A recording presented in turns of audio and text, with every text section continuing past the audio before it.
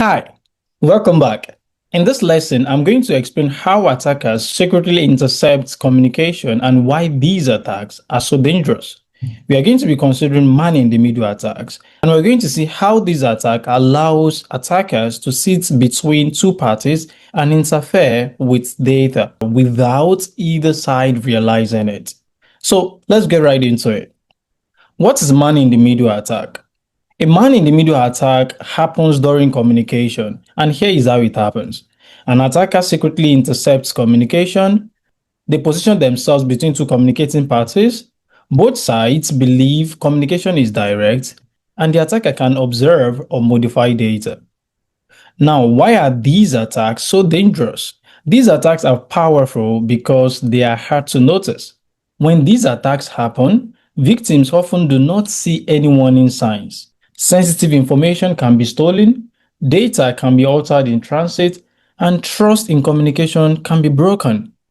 Now, let's consider a simple everyday analogy. Let's assume we have two people passing notes to each other.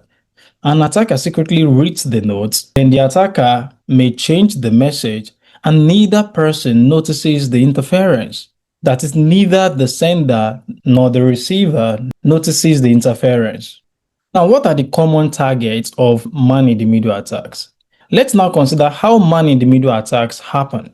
Man-in-the-middle attacks rely on insecure networks. They rely on unsecured public Wi-Fi, and this allows interception.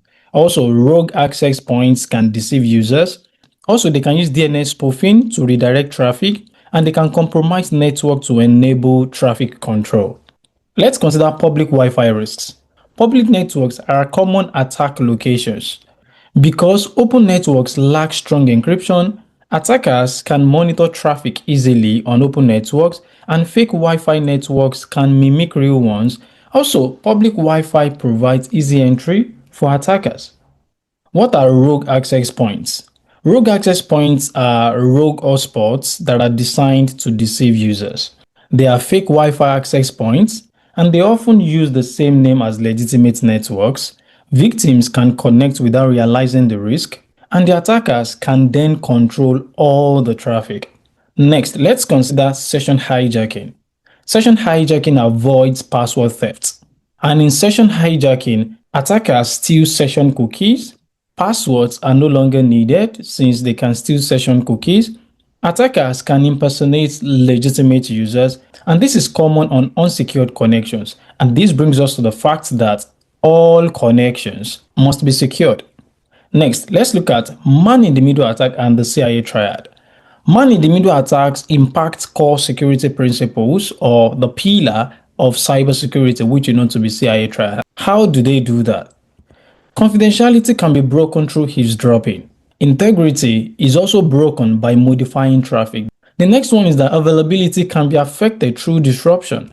And many man-in-the-middle attacks affect all the three, that is, the confidentiality, the integrity, and the availability.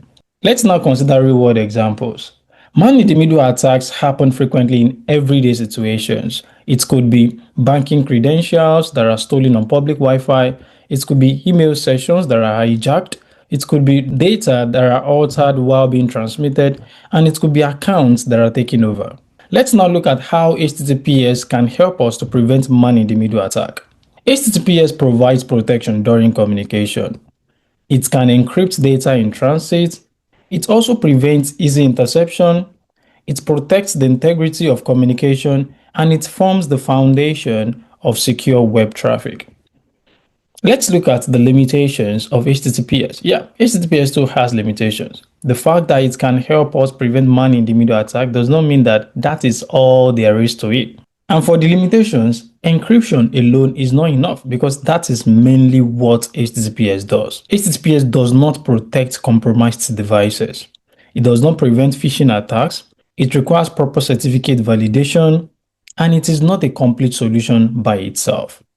Next, let's consider how to reduce man-in-the-middle attack risk. Simple actions significantly can reduce exposure. So to reduce man-in-the-middle attack risk, we must avoid sensitive actions on public Wi-Fi. We must use websites that enforce HTTPS. We must also use VPNs on untrusted networks. The moment we know that a network is not trusted, it is better we use VPNs. And lastly, we should keep devices and software updated.